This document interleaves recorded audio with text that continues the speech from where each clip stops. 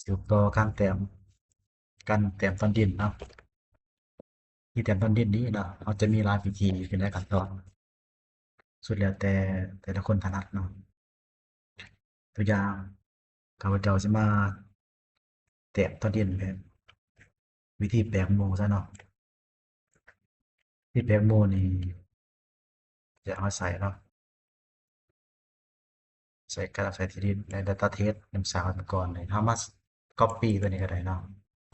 เอามาสร้างเป็น Copy ไปไว้อยู่ในคือเก่าเนาะแต่เอาใส่เป็นตัวทดลองตัวเทสเนาะเทสเป็นตัวเทสเนาะจากนั้นก็เอาเทสมาลงใส่นี้เลยเนาะการใส่ดินของแท้เอาสิใส่ก็เอามาไว้นี่ก็ได้เนาะที่แต้มเนาะเอาเทสมาแตกมันก็ได้เนาะตัวเทสเอามาทีนี่เนาะเปิดแต้มถามว่าเป็นอยู่ดีมันเอามาอยู่ในตัวนี้เนาะจะขึ้นมาเขียนตัวเทสเนาะแต้มเลยเนาะขีดกดมาเลยเนาะเอาจากนั้นก็กดเซฟจบกระดาษแกะเนาะจากนั้นเราจะมาคลิปว่าเฉพาะตัวนี้นะแล้วคลิปมันจะเป็นคลิปทัดถนอมออกนะจะไปทางไหนจะมาคลิปนะนี่คลิปกับเขาไม่ที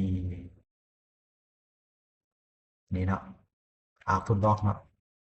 เขามาทีตัวนี้นะเป็นคลิปเรื่อง input picture picture test นะคลิปนี้มันเอาคลิปตัววิเลตนะจากนั้นกดโอเคนะทำมาสังเกตเบิ่งนะปิดออกประเทศต่อตัวคลิปเขาจะได้เขาเขียนตอนดินตอนใหญ่เนาะตอนใหญ่ให้ใส่ซื้อเป็นยังเราสามารถใส่ได้นะอีกใส่ตอนดินไม่ใส่เป็นอย่างอื่นได้อย่างว่า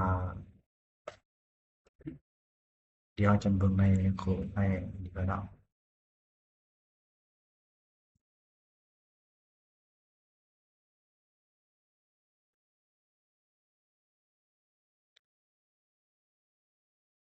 โดยใส่รหัสโค้ดมันเนาะ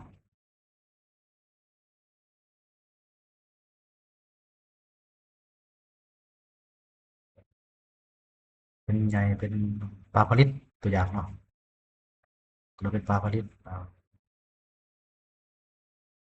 เอาตัวเป็นปลาผลิตเป็นตัวอย่างเนาะจากตัวนี้ก็ได้เนาะปลาผสมลงดิบ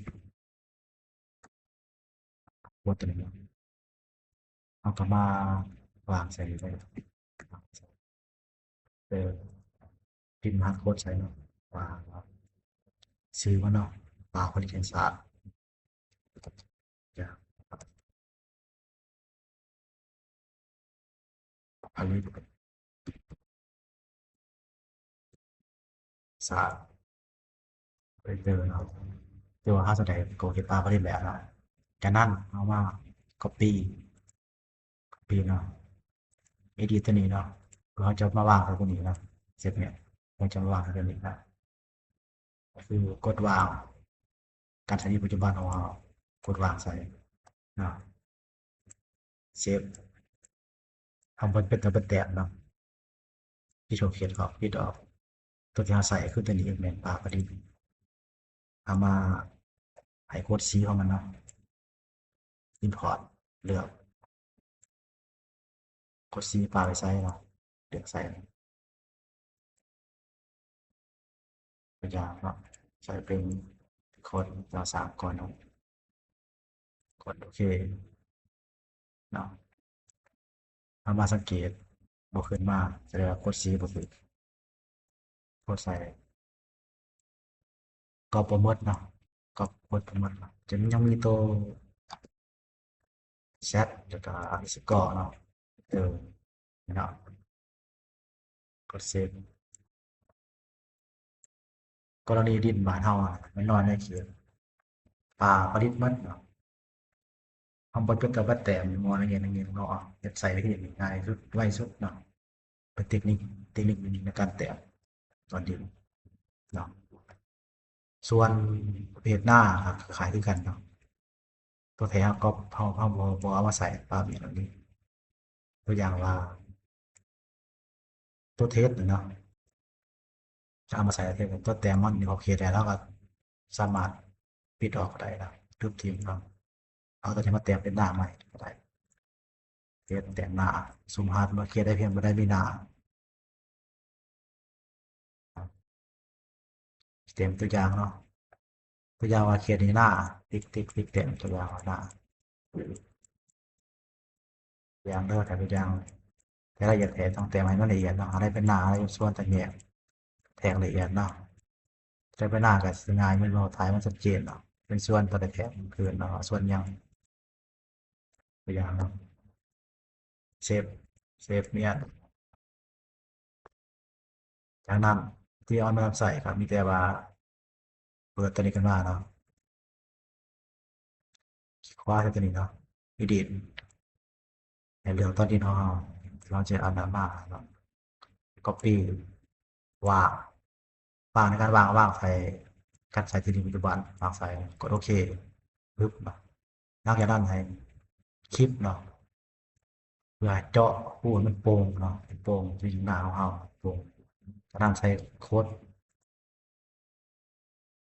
ที่หน้าเป็นยังไงเลือกเบอร์เอาตามนี้เนาะตัวอย่างดินหน้ากดโอเคเนาะจะได้ดินหน้าเนาะมีกระแตบเทคนิคกระแตบที่เราขึ้นก็ได้เนาะใช้ตัวเก่ามาแตบตัวเทสมาแตบตัวเก่าเนาะตัวอย่างต่อไปมาแตบอย่างมีปรึกษาคีย์รถดีปรึกษาเนาะตัวอย่างตัวรถเขียนไม่เขียนดีปรึกษาเขาเปลี่ยนตัวอย่างเขียนดีปรึกษากดพินิจเนาะจากนั้นกดเซฟเก่าเนาะกดสตาร์ทตัวนี้เนาะแล้วต่อตัวนี้เนาะ copy วางใส่กับสถิติปัจจุบันเนาะกดโอเคกดคลิปเจาะให้มันสอดเนาะจากนั้นมาใส่โค้ด C เข้ามาโค้ด C ที่ปรึกษามันยังมันเจอรหัสพิมพ์ใช่เลยเนาะบางทีก็เหลือหาเอามีปรึกษาบุคคลกดโอเคในเลือกพิมพ์ใส่นี้นำเนาะมาที่ปรึกษาปรึกษาคนเวเตอร์เซฟเนี่ยมาเบิ่งถือว่าเอาใส่ได้แล้วมีปรึกษาแล้วก็มีดิสกสิกรรม แต่หมดทุกตอนเนาะบ่อยากเอาดินสวนดินถั่วดินไห้นำอีกอย่างแต่หมดแล้วเขาหมด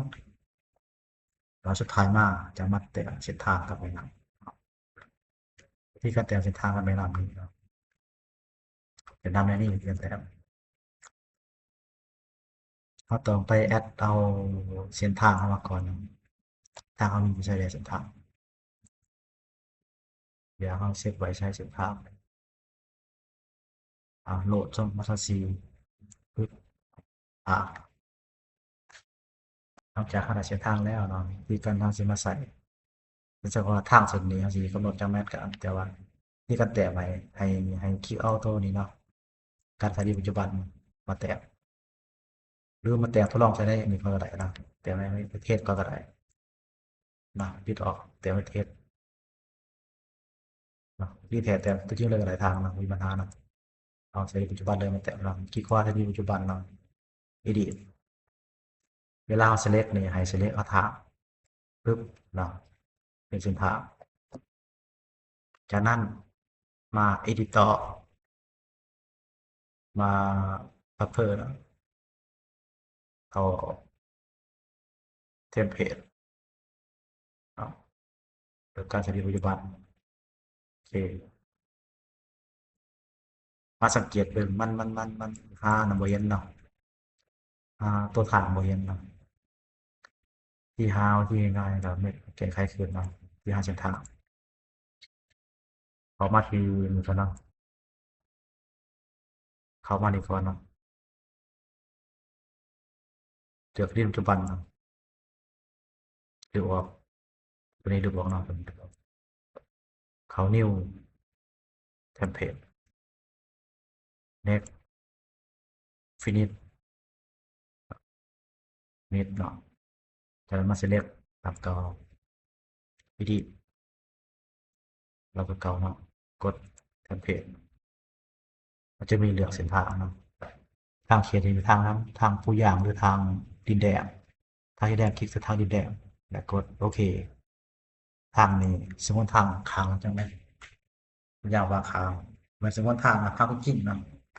แต่การใช้ในปัจจุบันนะทางจริงทางจริงเขามีอยู่ค้างละ2 เมตรหาระยะทางกว่า5 เมตรพิมพ์ใช้2.5เนาะ2.5ค้างละ2.5รวมกันเนาะทั้งหมดเป็น5 เมตรกดเท่านี้เลยกดโอเคปึ๊บนะเขาจะได้เส้นทางของเราเนาะจากนั้นกดคลิปเปิดจออนุสรณ์เนาะปึ๊บเนาะเดี๋ยวมันจะคลิปแล้วสังเกตเบิ่งติ๊กใส่ตัวนี้มันจะบ่เกี่ยวข้องกันเนาะติ๊กใส่มันจะทางกันปิดตัวนี้จากนั้นเฮามาตัดเอาเฉพาะทางที่เฮาอยู่ในบ้านเฮาเนาะก็คือ select all ทางเนาะแล้วเขาคำสั่ง cut polygon tool ที่ว่าตรงนี้เนาะดีกว่าพินิจเนาะคือว่าทางของเฮานี่ตัดขาดแล้วเนาะมันก็สามารถเลือกได้เนาะตัดเอาแต่ตัวที่มันมีปัจจุบันเนาะวิธีการเตะสุดท้ายที่ปรึกษาผ่านภาวะพาปาผ่านหัวผ่านส่วนตามตัวนี้เนาะ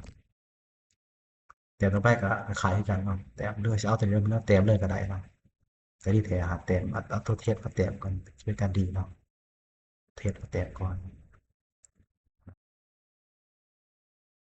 อย่างคลิปเอาใส่แล้วปิดออกเนาะเขียนบานเอาลงเลยก็ได้เนาะเลยไปลงเปิดยังไงภาพมันเคลื่อนถ่ายของเราการแตะส่วนดินก็สิประมาณนี้เนาะนี่ง่ายๆวิธี10 ปลายนาที